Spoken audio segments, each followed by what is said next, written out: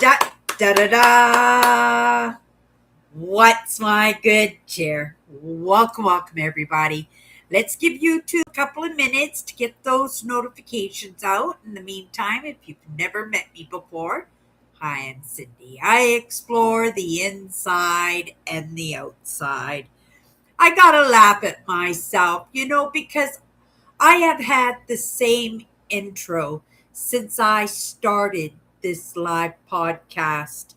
It was actually a live show I actually started on Instagram when I first set out in practicing my craft. I wasn't very good, but I felt my way around and I promised myself that I was going to be genuine in that process. And it served me so well. Now, I haven't been on Instagram. Oh, it's got to be over a year now since I have been on Instagram.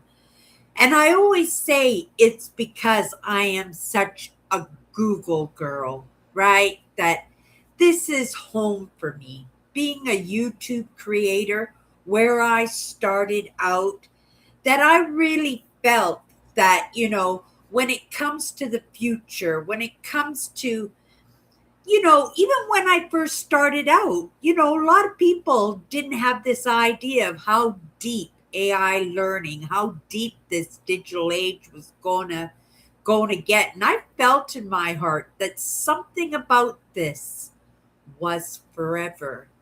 And I really believed that. And I wanted to be a part of that in all honesty, even if nobody else felt that way. Now, I think a lot of people have come to the idea that, it is about finding your place, finding your home, setting your roots, right? That whatever we're doing in this moment, it's carrying on to the future. It's why I don't concern myself so much in where I'm standing in relation to other content creators. You know, we talked a little bit yesterday about it's what's inside that counts, not what's on the outside.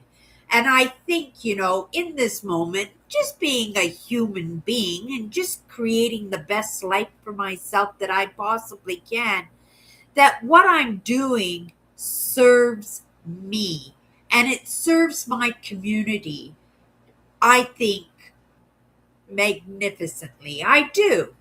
But I have to understand that being a YouTube creator, it's in connecting with the whole, right? It's connecting with the whole. And in the moment, it might not be connecting. Just like that idea when I first started and when I first decided that I wanted to be with Google, I wanted to be a part of the YouTube community, something that I really, really felt that was futuristic, right? That that to understand just like that, to move in a way that makes it quite possible, not just in my own silly mind, but I think in the minds of a lot of people, that it might come to the point where Cindy's not here anymore. Cindy's not here anymore.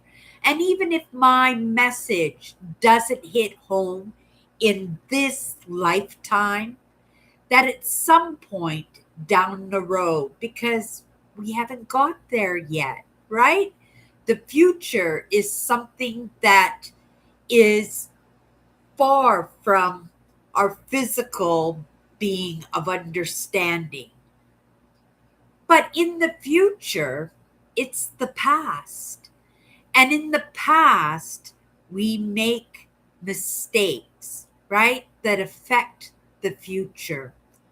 And, in not being known in this moment, in feeling my way around in the content that I want to bring to the table, I think there's a pretty good chance that somewheres down the road, if not Cindy, the essence of Cindy will be here. That the message might be more relevant thousands of years from now, right?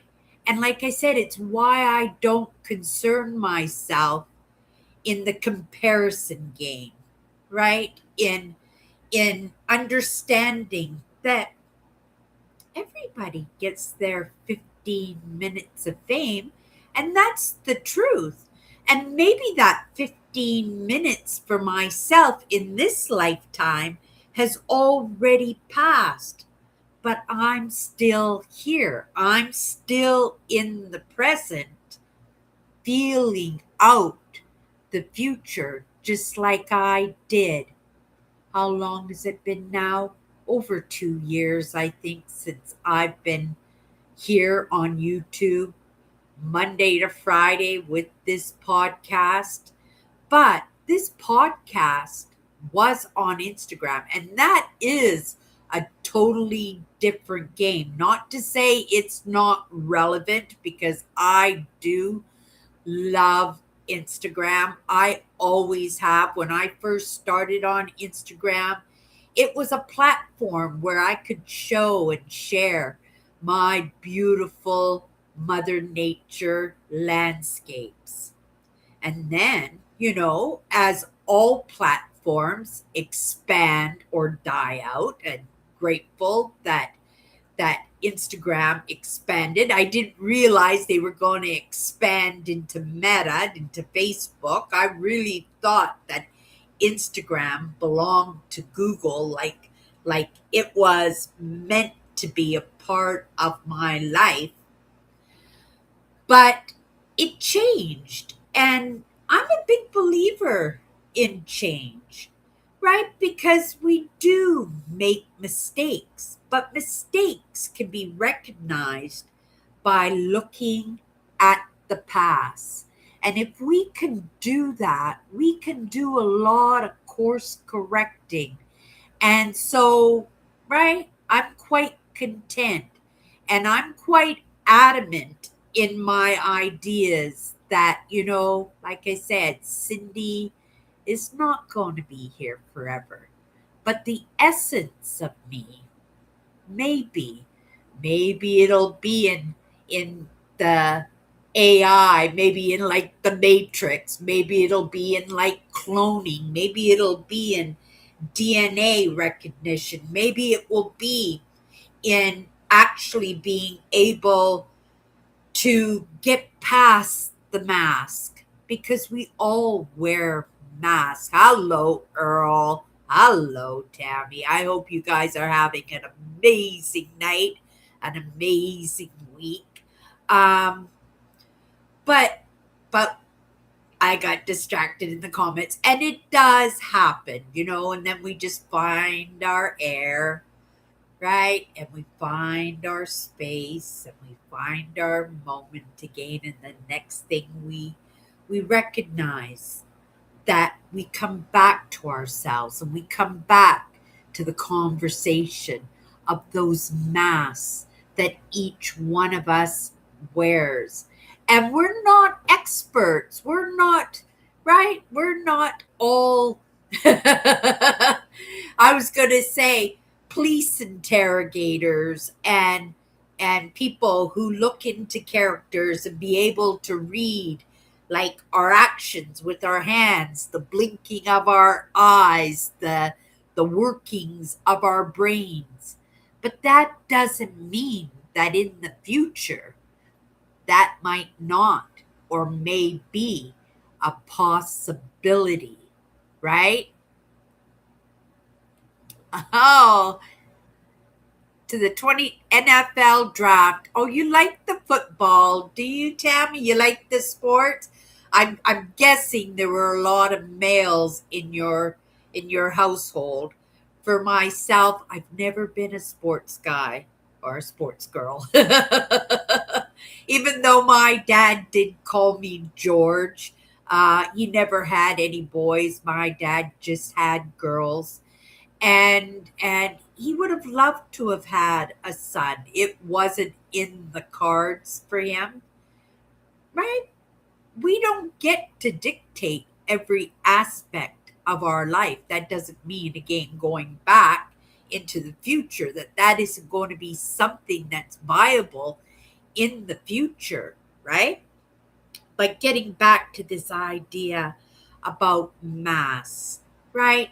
That we aren't very good at reading people. We step into doo doo, we step into bad relationships, we take bad advice as, right, the be all to end all. And for lots of people, they really think, even for myself, like I'm right 100% on board with those other parts of me. And what those other parts of me, I don't fully understand, but I believe it's from somewheres in the future, right?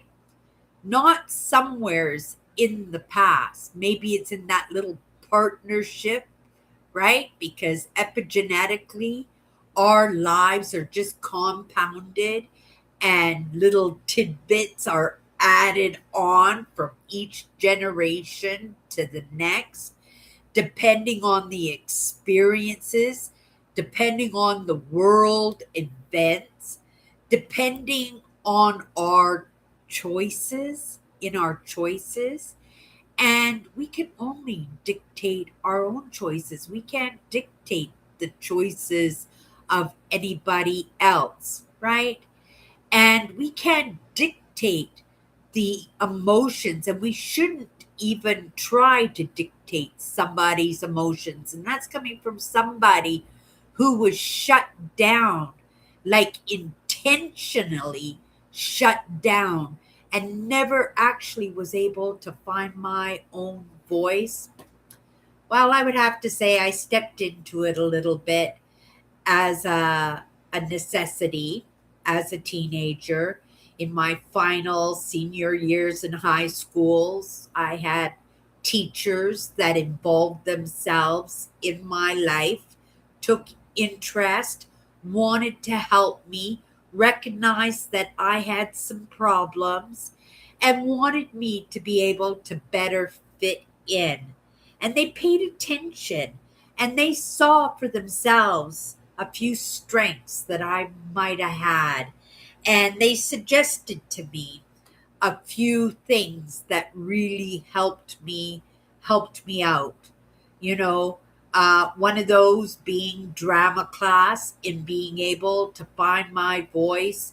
That even if it was uncomfortable, if I was shy, introverted, terrified, that I was able to stand in front of large groups and have a voice, like truly have a voice. I remember doing musicals, and the musicals were the absolute scariest for me because I was made to feel that I had the voice of a squeaking chicken, that I danced like a chicken. And when I did musicals, you actually had to sing and you had to dance and you had to perform. For me, that was absolutely terrifying. Put on the spot, something came out of me. And when it came out of me, in that pressure of not wanting to look like the fool, we talk about masks, right? So it was a mask that I put on just to get through that experience, which was absolutely terrifying for me. And it was very compounding, built into my system, that it was something that was made to make me feel bad. It was made to shut me down so I would never find my place, never find my voice, never find my courage, determination, resilience.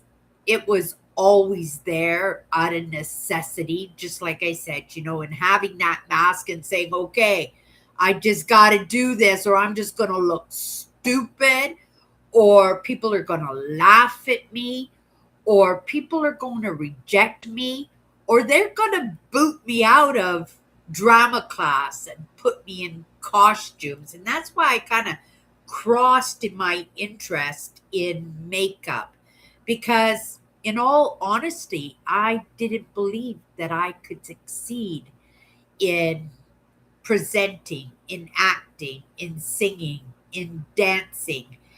And, when I look back, even when I walked out of that life, right, I thought I was going to be a famous makeup artist, that I was going to be somewheres behind the scenes, right?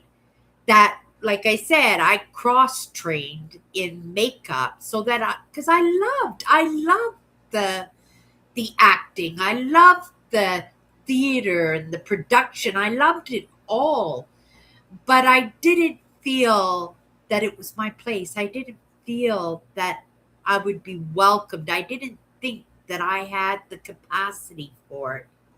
Looking back at it now as an adult, putting myself back in those shoes as that terrified teenager, I had something, right? I had something. But what I didn't have was belief in myself. Now we're going to move forward well into my 50s when I first woke up to some of these ideas.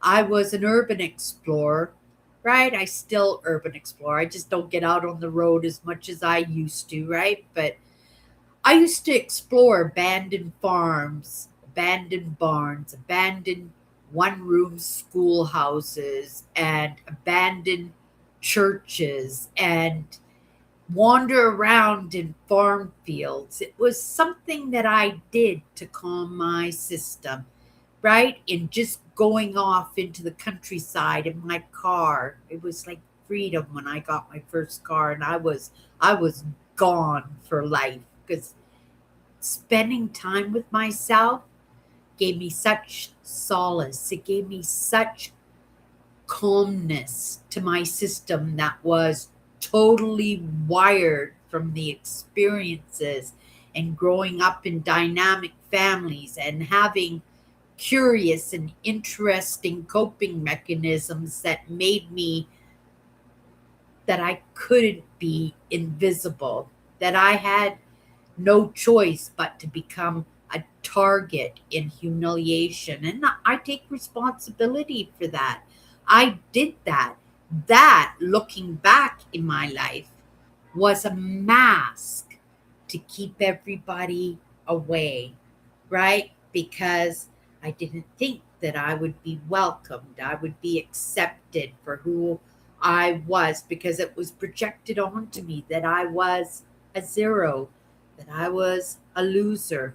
And that's the truth. And it's funny to see and go back into my life now. I love going back into my life, because it makes me recognize that I really did have something to contribute. Not only did I have something to contribute, I did contribute, just in my presence, just in making other people feeling good about themselves, in being able to recognize that I could be the person that I was in that moment, warts and all, and still be accepted and still being included.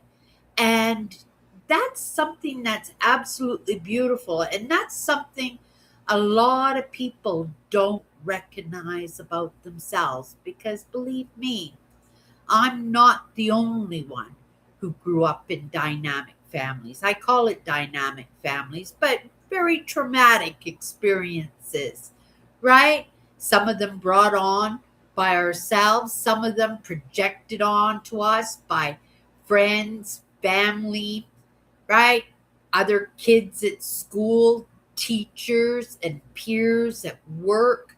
Oh my goodness, what a mishmash of garbage that we gobble up because we're too afraid to take the reins of our own lives, that we let other people take the reins and make themselves feel good by making us feel bad, making us feel beneath, right? Make us feel inferior to others.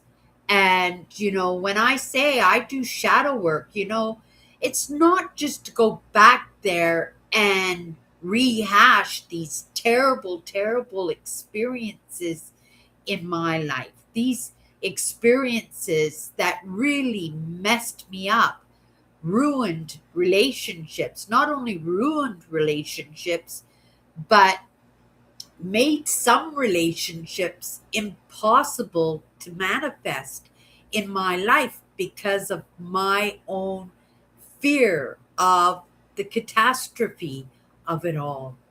It's pretty sad. But at the same time, in the equality of it, to be able to go in and do that same shadow work and see the beauty of it all, see the possibilities that could have been, and the possibilities that it wasn't too late in this moment to recognize, right? It's never too late to pick up that baton, not just to beat ourselves up on or with, but to pick up that baton and run with it and say, catch me if you can, right? Because I'm not afraid. I've gone through the storms, right? I've dealt with the trauma. I've accepted what I cannot fix.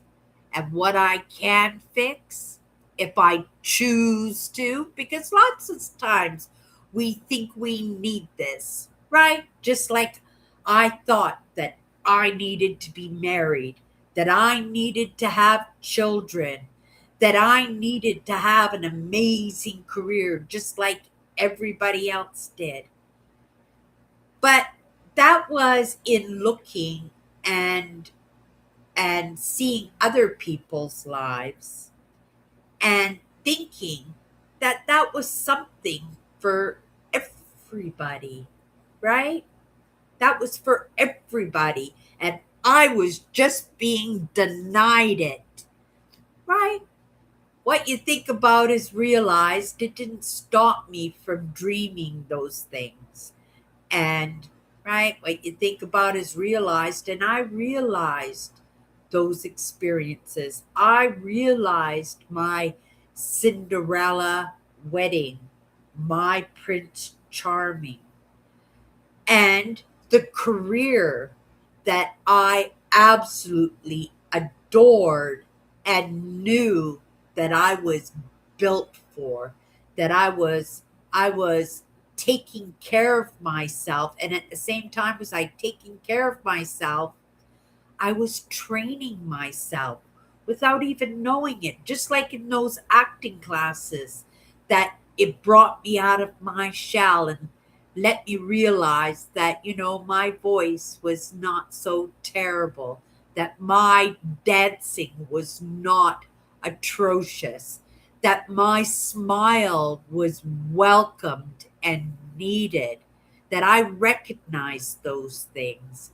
But in my positions in hospitality, in working in restaurants and nightclubs and bars, that I was able to shine, like truly, truly shine, and recognize that shine and practice that craft, just like I was practicing my craft of these podcasts on Instagram. And I don't know why I thought that was the best platform for me to practice my craft, because a lot of it was just people popping into my live shows and just total strangers, people that I didn't know, people that, in all honesty, I didn't resonate with, people who just came in and sat there and basked in a conversation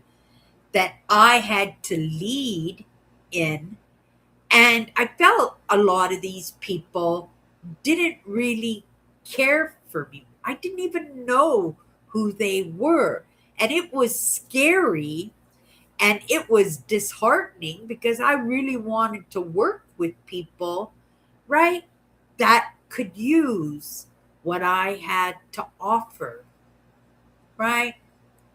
In the moment, it was used, but not used in the way that I wanted to present. And so I did come back to YouTube. But in that experience, because it was scary, because I had to learn to do it, right? That I actually did make friends. I did find people to hang out, to resonate with, that kind of maybe not exactly doing the same thing that I was doing, but they were doing motivation and inspiration. And in truth, I didn't think that I was going to be in the forefront. I didn't think that because I wanted to work in mindset. I did want to work in mindfulness, in motivation and inspiration. But I truly, in that cross training, I kind of expected that I was going to be in the background, supporting people that I admired, that I believed in their message for the world, that I was going to be that support system because in all my positions, in everything that I did, it was about shining on others, right? And in shining on others, I found that shining was coming back to me, right? That idea of you get what you give. I'm working in the background. I am working in the background, but for my own resolutions, for my own movement forward, for the future that are lifetimes away, right? Recognizing that in this moment, it is in practicing my craft. And like I said, maybe it's not recognized in those masks because we all wear masks. We all have to come to the table in that afraid state, in that determination not to look silly, stupid, like the loser, right? That we have to show ourselves and present ourselves in a way that we lose ourselves in that. But if you don't give up, if you just keep going, right? In that repetitiveness, in that patterning, in that getting comfortable in what you're doing, you get to recognize that it's not so bad, right? I actually love coming in. I'm still nervous when I hit that live button, right, for my podcast every single night. And I swear, right, it's very rarely that I have an idea of what the conversation is going to be about, right? Very rarely. And definitely the conversation we're having right now was not even a brain fart in any way today. But I do practice, right? Understanding that there are important messages out there and in here. And unless they come out, they won't be there for prosperity, right? That Cindy might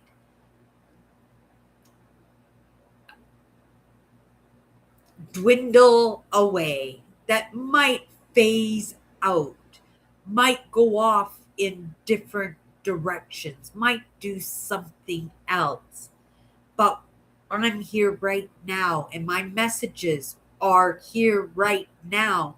And even if they're not understood, even if in my presentation and in the conversations that we're having, I'm not doing a fantastic job about getting that message across, that somewheres in the future they could see and say, well, right, Cindy had something there, right? She didn't really know how to spit it out, but she tried and it got easier for her. Like, I have a hard time going back into my lives, going back, and I've been doing these lives now.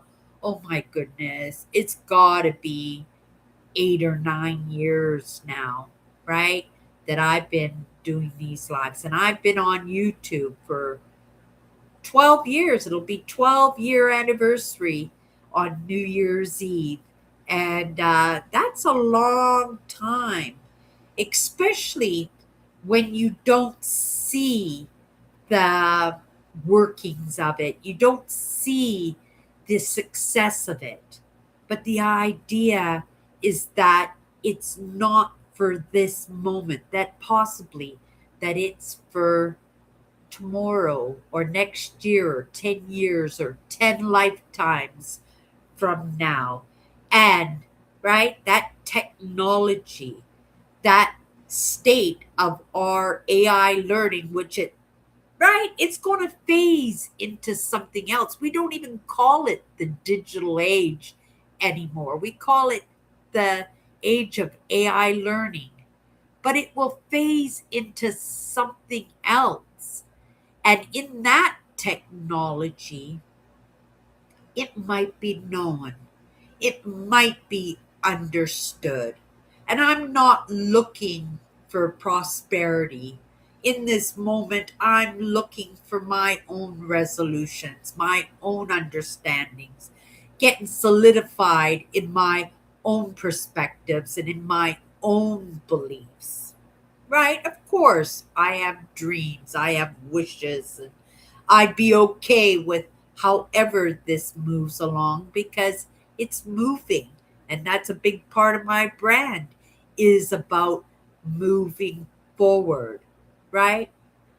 And I'm not saying don't look at the past. I say look at the past because how do we recognize where we went wrong unless we look at the past and want to do better for the future, right? None of this would have been possible for me if I didn't believe that, right? And if I did go back into the past, and periodically, Tammy's watching these old lives going back, I don't know how long, years and years and years. And, I go, oh my goodness, I don't even remember that one. And I'll go back in and watch the game because, right, Tammy or someone else has brought it to my attention. And especially my urban exploring, because a lot of those buildings that I explored, they're gone now. They're on the ground. Weeds are growing and hiding them now, that they're not even there. And yet, I've documented them. They're there forever. YouTube has got them, Google has got them. And that's our history, right? And that's where we got things right. And that's where we got things wrong because there was a lot of right and wrong in the settling of this country that I live in. And if you guys don't know, I'm from Winnipeg, Manitoba, Canada. I'm actually from Vancouver, British Columbia, but my family moved here when I was 18 years old. Best move I could have done. Oh my goodness, right? If you ever have the inkling to move to another province or move up here to Canada, I would actually consider this province for you if you're looking for being yourself, to be accepted where you felt like maybe you've never or would have ever been accepted before, because this is about as non-judgmental as you can get, is this province. And I'm telling you, I come from British Columbia, where the men are prettier than the women. They smell prettier than the women. They have better hair than the women. And it is all about the mask. I'm not going to say 100%, right? There's genuineness everywhere, but I'm just using that as an analogy so you can actually have a comparison to the community that I live in now. And not only that, the government, right? We're all hissing, and I was going to say PISSING, but I don't swear, especially on my brand, I don't. But, we're always grumbling and complaining about what the government's not doing for us, what they're getting wrong. And we really should appreciate in the things that they get right. Not just the provincial government, but the government in general. This is an amazing country that really take to heart the happiness, right? The contentment of its citizens. And in when you take the contentment and the happiness of its citizens into consideration, that helps to calm the system down. And when your system is clear and clean and calm, the things that can come into our life, the realizations that can come into our life, the expectations for something better. It's incredible. Now, I'm not saying we're the best country in the whole world, that we're the only government that takes care of its citizens, right? But this is the country that I live in. And if I say that I am content, right? That I feel that I matter as a small man in such a big country, right? That I matter. That says something, right? In the moment, I'm thinking our medical plans here in Canada, I get free dental, right? That I get to make sure that my teeth are good for the rest of my life. That's a new program. That being somebody who has been this close to being homeless, to be able to find help in housing and in work and in different programs, like making sure that I can afford to have transportation, that I could be able to use the physical resources, like be able to go swimming and use the community centers and the gyms, that there are programs out there for people who really are living on the streets, where there are communities, they're walking around and treating people like they're humans. Oh my goodness, the experience I had today. Oh my goodness. Like, I went for a walk, but the walk that I went into, it wasn't in the most fantastic of neighborhoods. There's a lot of people who are really down and out in their lives. This is the community that I was kind of walking in today, right? Being safe, of course. And I was walking down the sidewalk, and I had my granny wagon of groceries going on, and there were a group of young men, and I would have to say in their early 20s, and they were just sitting on a little stoop in the front of this run down building, business building or something. And it was just a little kind of a enclave. And they were just sitting there. I don't know if they were drinking or doing drugs. Some of them were sitting down on the concrete ledge. Some of them were just kind of standing around, joking with each other and stuff. But I was on the sidewalk. I was coming through with the granny wagon, right? And this one gentleman, he was standing right in front of me. I was willing to kind of turn around or go off the sidewalk onto the street for a few feet if I had to, right?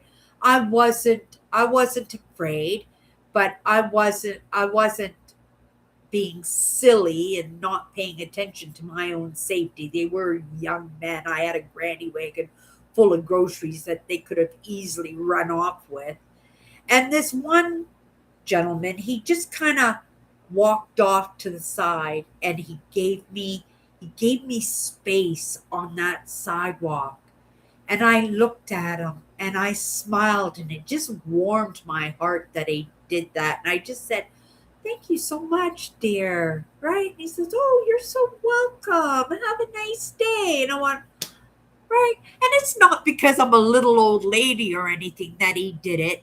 It was because of that mutual respect and because he took the initiative first, right? I could have easily said, "Excuse me, sir," or I could have just gone off to the side and then made them feel like I was making them feel like I thought they were creepy people or not, right?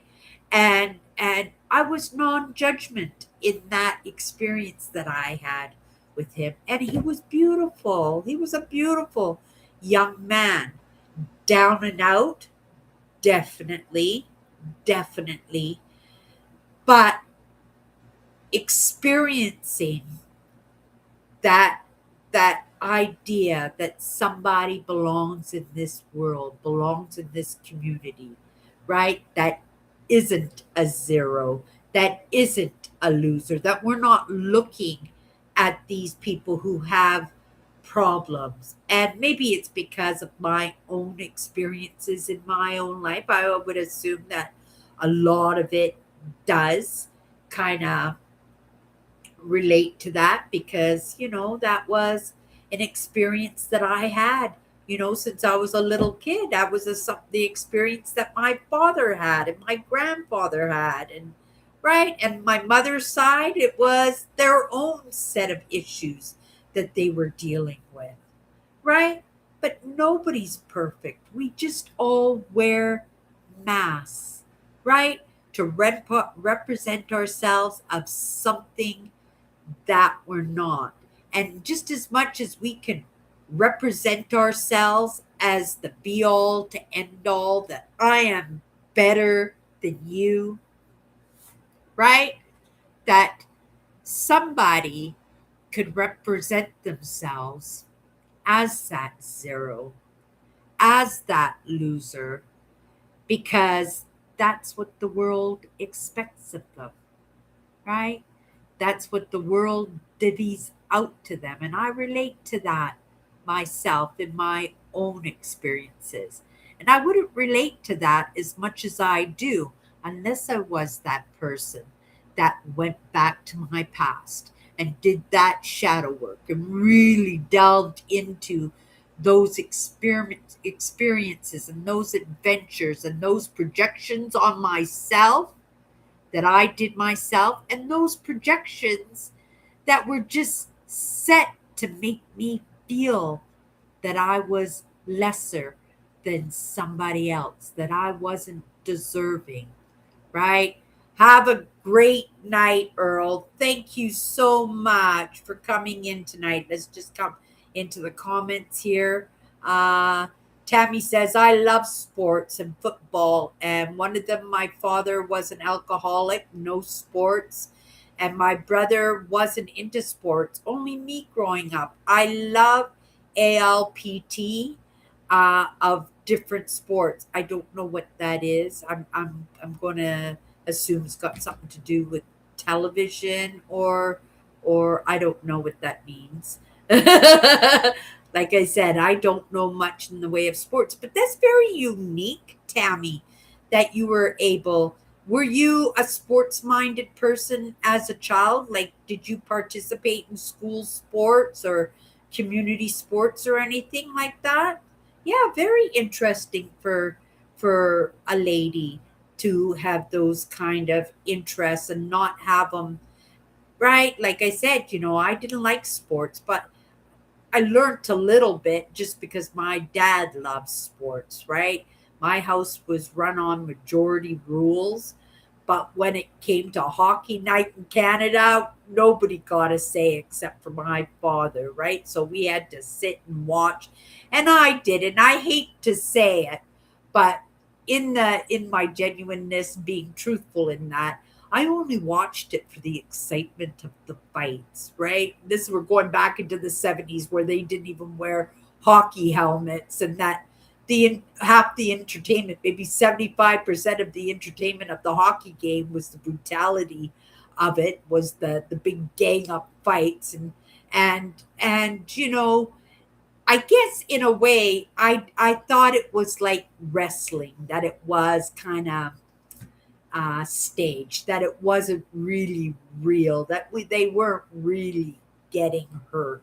And maybe this was my mentality about it, but it was my idea of how to get through a hockey game, sitting beside my dad on the couch watching hockey, that I could tolerate it myself, right? And yeah, sports were never my thing. I do love figure skating, right? But like I said, when it comes to participating in sports itself, and again, I saw that I had some talent in basketball and volleyball, um, even in some running. But because I was a big girl and the boobs would fly and the jelly belly, and I just didn't have the heart and the mentality to take the brutality of the projections in that. And so I might have been more sports minded, um, uh, if I felt that I would be welcomed and that I had the agility for it, but I really didn't, right? I still had that mentality of zero and loser. It was a process, it was baby steps. I'm grateful that I managed to get into drama class and right, and then my working career, get into hospitality and working in restaurants and bars and nightclubs, and even did retail. And I was really good in retail because my customer service, because of that idea, at any moment I could get in trouble. I excelled in customer service. And yeah, building community, it was my thing, right? It was my thing. But it didn't start that way, right? I just kind of worked in it, and it just got easier and easier and easier for me. So sometimes you have to start where it's uncomfortable, right? Where you don't feel like you have any talent, to recognize that, yeah, maybe you do, right? Uh, let's come down here. When my husband was a little boy, he was a squirt and a handful when he was growing up, and he was a pistol too. He would run and sometimes get himself in trouble, and he used to run from his mother, right? I ran from my mother too. Believe me, I did whatever I could, right? It didn't make a difference if I fought back. She expected me to protect myself in that. It was never lessened by me crying or begging for help, or consoling her, or trying to make it didn't make a difference, because when it flared, it was just blank, right? It was just blank, and it was just like go for the kill. So for me, it was just a matter of, if I could run away, I would run away. If I could, I never physically fought back, but I would hold back for sure. I would cry and scream at the top of my lungs, hoping that somebody would hear it and intervene. But yeah, right? And I would stay away from the house. I would stay out till very late at night, and then I would just come in and go straight to my room, so I wouldn't have to. I I wouldn't have to interact with her, and sometimes she would be waiting for me, right? But lots of times I'd come in so late, she was just totally exhausted and given up in it that, okay, she's home and everybody could go to bed and it was over with, right? So, uh, come in here. Do do do do. All sports: basketball, football, baseball, and track, hockey, boxing, etc. I got to play 1 year of eighth grade track and field. My brother and I rode dirt bikes and quads. Oh, I love quads. Oh my goodness. I love quads and I love snowmobiles for sure. Um, yeah, I haven't ridden a quad in a few years actually. The side we had a side by side. My sister bought my brother-in-law side by side. That was lots of fun. And actually, if you go back into those um, uh, surviving Cindy playlist, if you go into my playlist when I was doing my bushcraft videos, you could actually see me driving around in my side by my brother's side by side. Hello, Trayson. WSP twin. Does she read chat? I try to. I come in. Tammy keeps the conversations going on in here. I take breaks in the flow because it's in that partnership with myself, right? That this is Cindy's brand, but I understand there are other parts of me that are practicing in expanding in themselves, and they come in and I welcome them too. Like I said, I come in most of the time and I don't even have a topic of conversation, right? So those other parts will come in and they just flow with it, whatever the lesson is of the day. And today I guess we were talking a little bit about mass and about a little bit about expanding in ourselves. Bro, what is she even talking about? Hi, Trey. Oh my goodness. I love snowmobiles too, Cindy. Uh, yeah. Oh, you watched those videos, right? Yeah, I remember having some comments. Okay, you guys, we're going to grab a card. 54 powerful words. If you've never hung out with me before, these are 54 powerful words. We grab a card, we go into it for a couple of minutes, and then we call it a night.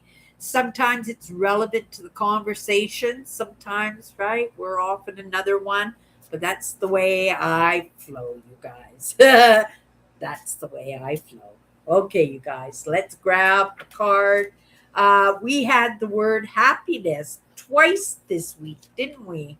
Right? So we're waiting for the patterning to see if that one shows up again. And if not, if we covered our bases in that, we're on to the next one. So tonight's word is, oh, well, let's just take that card. Flexibility. Flexibility allows us to stretch out from where we are comfortable, right? Exactly what we were talking about today, because sometimes we put labels on ourselves because of labels that have been right put on to us, that we just pick up that baton and we just say, okay, I can't do that. I'll never try. I'll never find my voice. I'll never be good at these sports. I'll never be good at acting or singing or dancing or being able to present online. But it's that idea that, in the beginning, we don't know. We don't know anything. It's about putting one foot in front of the other and just trying, and then coming back tomorrow and putting another foot in front of the other and just trying. And then after a little while, it becomes comfortable, right? It becomes comfortable.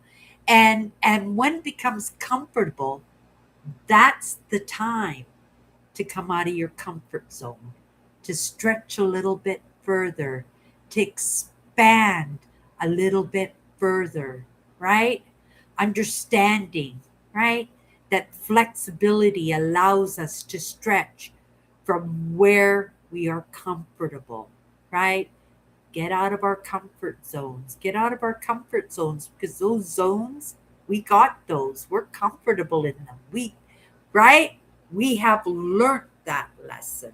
And it's time to move into the next lesson, the next experience, that it makes it possible for us, right? Because we don't know until we know. Most of the time, we're stuck in places where we were never meant to be, where we don't even want to be. But because it was dictated to us, that we picked up that baton and said, that's as good as it gets.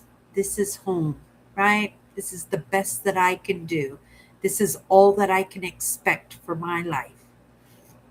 And you just give up with that, not understanding when you're comfortable with that, that's the best time to start moving, to stretch a little bit, right? It's uncomfortable, but just as comfortable as that projection that it was that you set yourself in, or somebody else set yourself and said, this is the best you're ever going to do, right? This is as much as you're ever going to be. You got comfortable in that, right? You got comfortable in that. And if you got comfortable in something that wasn't even yours, right? How about putting one foot in front of another towards something that you would like to do, a dream that you have, a goal that you might have? And just like me, it might not manifest today, tomorrow, next year, 10 years, or 10-year lifetimes from now. But you might be that example for somebody down the road that it could be done, right? You might be. Okay, you guys. That's my good cheer. And we'll see you tomorrow. Thank you, everybody, for popping in. Thank you, Tammy, for keeping everybody company when I'm in that flow. I appreciate it. Have a great